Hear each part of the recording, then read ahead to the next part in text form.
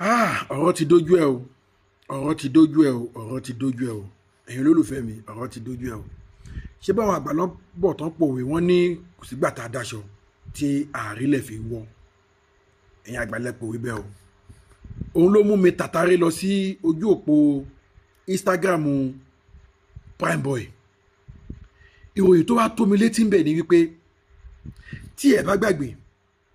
ẹ̀yin olólùfẹ́ mi bí oṣù mélòó kan sẹ́yìn nínú ọdún tó kọjá yẹn òun ni awuyewuye wà láàrin ìyá Mohbad àti Primeboy látàrí allegation tí ìyá Mohbad tó fi kan Primeboy wípé òun ló gbẹ̀mí ọmọ òun ló ṣe kinní kan kò jẹ́ kọ́mọ òun tọ́jú òun kò jẹ́ kọ́mọ òun ṣègbà kan kò jẹ́ kọ́mọ òun ṣàwo kan tí ẹ bá gbàgbé ọ̀rọ̀ yẹn bà Primeboy lórúkọ jẹ́ tán díẹ̀ lókù gbòògbà yẹn náà ni àwọn ọlọ́pàá ni wọ́n declare Primeboy ní wanted pé kó wá fojú kan àwọn ní àgọ́ wọn tí Primeboy dẹ̀ yọjú àsẹ̀yìnwá àsẹ̀yìnbọ̀ wọ́n die down ọ̀rọ̀ yẹn so ọ̀rọ̀ yẹn ni Primeboy wá jáde fún gbà yẹn tẹ́ bá gbàgbé mo ṣe fídíò bíi méjì mẹ́ta lórí ọ̀rọ̀ yẹn gbà yẹn tí Primeboy sọ fún ya Mohbad pé kó jáde wá kó wá debunk gbogbo allegation tó fi kan òun mi rò pé Primeboy sọ jù bẹ́ẹ̀ lọ so bí mo ṣe wá dé ojú òpó Instagram ẹ̀ wọ́n á tún bá wípé ó ti gbé ọ̀rọ̀ yẹn dìde wọ́n á wò pé ṣé pé lóòótọ́ ni àwọn àgbà tó pòwe pé iye ogún ọdún ó sì máa ń jóyàn lọ́wọ́ ọ̀rọ̀ tí mo rò pé Primeboy ti gbàgbé ó tún ti hu ọ̀rọ̀ náà jáde báyìí ó ti wá ń fún ya Mohbad ní mandate báyìí sí wípé tí ya Mohbad ò bá jáde láàrin 7 days kó wá debunk ọ̀rọ̀ yẹn bóyá àṣà today ń sìn á ti máa lọ bí 3 days or 4 days báyìí yà tí n bá ṣe mistake ó ní tí ya Mohbad ò bá wá debunk ọ̀rọ̀ yẹn láàrin 7 days ọ̀rọ̀ náà máa délé ẹjọ́ tóun dẹ̀ máa ṣàgìyà Mohbad fún 50 million naira eré ni mo pọ̀ ẹ wo ẹ tó lè fẹ́ mi kò lè dùn lẹ́nu tèmi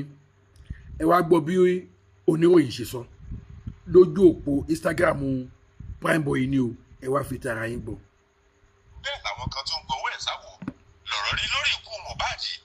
wọn lówó tí kò dín ní mílíọ̀nù lọ́nà àádọ́ta náírà 50 million naira ní owó dùn ní Ibrahim Primeboy tí í ṣe ọ̀rẹ́ olóògbé Mohbad ń béèrè lọ́wọ́ ìyá olórin náà fún ẹ̀sùn ìbanilórúkọ jẹ́ tẹ́ ẹ̀ bá gbàgbé oṣù kẹwàá ọdún 2024 ní Primeboy tóun náà ń kọrin fi ẹ̀sùn kan ìyá Mohbad Abọ́sẹ̀dé Adéyẹmọ Alọ́ba pé ó ń ba òun lórúkọ jẹ́ nígbà tó ṣe ìfọ̀rọ̀wérọ̀ kan lórí ikú Mohbad Primeboy sọ nígbà náà pé ìyá Mohbad kéde pé òun àti olóògbé ní aáwọ̀ kan táwọn ń fà nígbà tí Mohbad wà láyé ó ní ìyá Mohbad sọ pé òun máa ń bá olóògbé jà pé kò tọ́jú òun bákan náà ló ní ìyá Mohbad sọ pé àwọn kan gba òun nímọ̀ràn láti tètè sá lọ lẹ́yìn ikú Mohbad kí wọ́n má bàa fura sóhun nípa ikú náà ó ní ọ̀rọ̀ náà kó ìdọ̀tí bá orúkọ òun gan ni ó sì bà òun jẹ́ lójú àwọn èèyàn tó fẹ́ràn òun gẹ́gẹ́ bí olórin Primeboy ṣàlàyé pé ìyá Mohbad mọ̀ọ́mọ̀ sọ ọ̀rọ̀ náà láti fi bà òun lórúkọ jẹ́ ni àwọn ọ̀rọ̀ náà ló ní kí ìyá Mohbad ṣe àtúnṣe lórí rẹ̀ kó sọ pé òun ò sọ bẹ́ẹ̀ mọ́ láàrin ọjọ́ méje tàbí kó ṣetán láti fojú winá òfin ọ̀rọ̀ òun ni Primeboy ti wá sọ di nǹkan báyìí pẹ̀lú bó ṣe ń béèrè mílíọ̀nù lọ́nà àádọ́ta náírà lọ́wọ́ ìyá ọ̀rẹ́ rẹ̀ lójú òpó Instagram rẹ̀ Primeboy tún kéde lọ́jọ́rú ọjọ́ kẹtàdínlógún oṣù kejì ọdún 2025 yìí pé òun ò wọ́ ìyá Mohbad lọ sílé ẹjọ́ nínú ẹ̀dà ìwé tó fi kéde náà ló ti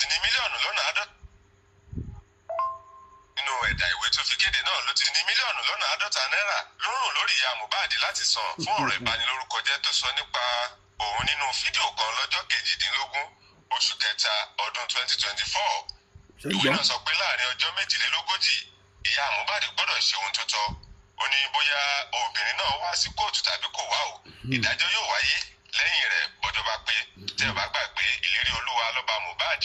ló jáde láyé lọ́jọ́ kejìlá oṣù kẹsàn-án ọdún 2023 látìgbà náà ni gbùrú sì ti ń fagbó lórí ikú ọ̀hún àrò òrokùn àrò òradìẹ láti orí àwọn òbí ọmọ náà ìyàwó rẹ̀ Wùmí àbúrò rẹ̀ Àdúrà àti Primeboy ọ̀rẹ́ rẹ̀ gan-an wọn kò sì tí ì sin òkú náà títí di àkókò yìí. wọ́n ní bọ́mọ. ṣé ti rí pé àwọn àgbà tó ń pòwe pé ìyẹn ogún ọdún a máa jóni lọ́wọ́ ìyá Mohbad ti ṣe o òun ti gbàgbé ní tiẹ̀ ó ti sọ ohun tó máa sọ òun rò pàrọ̀ ti tán síbẹ̀ ẹ ò bí Primeboy tún ṣe hu ọ̀rọ̀ yẹn jáde bí mo ṣe gbọ́ ọ̀rọ̀ yẹn lójú òpó Instagram Primeboy mo wò pé mi ń gbọ́dọ̀ máa fi tó àwọn olólùfẹ́ mi létí ok kẹ́ ẹ tún máa wá gbọ́ kẹ́ ẹ bá mọ ìdí tí mo ṣe máa ń sọ wípé any information tí n bá ti gbọ́ mi ò ní wò pé àbí ó ti tójọ́ méjì àbí ó ti tójọ́ mẹ́ta torí ọ̀pọ̀lọpọ̀ àwọn olólùfẹ́ mi kan wọn ò tí ì gbọ́ ó ṣeé ṣe kẹ́yìn kan ti gbọ́ ṣe mo pé máa ń sọ bẹ́ẹ̀ ó ṣeé ṣe kẹ́yìn kan ti gbọ́ but àwọn tí ò tí ì gbọ́ wọ́n lè pọ̀ ju àwọn tó ti gbọ́ lọ o mo ṣe máa ń wò pé no kò sí nǹkan tó late ìjọ́ méjì ni o ìjọ́ mẹ́ta ni o kódà ìjọ́ mẹ́rin ni o kò sí nǹkan tó late information ò kí ń late but àwọn kan máa ń wò kí bí ó late ìmọ̀ ṣe pé information ò late o because àwọn kan ò tí ì gbọ́ àwọn kan dẹ̀ fẹ́ gbọ́ okay now ìkànnì àwọn olólùfẹ́ mi ẹ jẹ́ kí n ṣẹnu fóró sọ fún yín ó pẹ́ díẹ̀ tí mo ti somersault lọ sí ààfin bàbá wa Ọọ̀ni of Ifẹ̀ ó pẹ́ díẹ̀ tí mo ti somersault lọ síbẹ̀ torí pé kí ni ààyè ò gbà mí mọ́ láti lọ sí ibẹ̀ ǹjẹ́ believe pé ó ti di ẹnì kẹta nínú àwọn olólùfẹ́ mi sì pé tán ti ń bi mí léèrè ìkànnì mo tún yẹ̀kẹ̀ rí mẹ́sẹ̀gì ẹ̀ ní alẹ́ yìí pé my brother kí ló dé àgbọ́ information mọ́ láti palace ṣe ti rí pé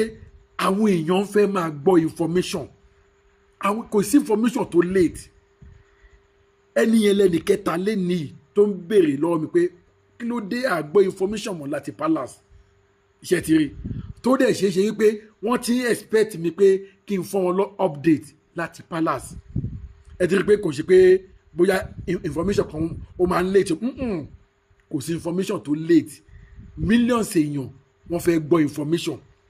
o mo ṣe máa ń sọ pé ó ṣeé ṣe kẹ́yìn kan kẹ́ ẹ ti gbọ́ but àwọn tí ò tí ì gbọ́ wọ́n pọ̀ ju ẹ̀yin tẹ́ ẹ ti gbọ́ lọ wọ́n dẹ̀ ń dúró wọ́n ń retí fún information yẹn so kí wọ́n á fi dá wọn lágara ṣe é pé kò bójú mu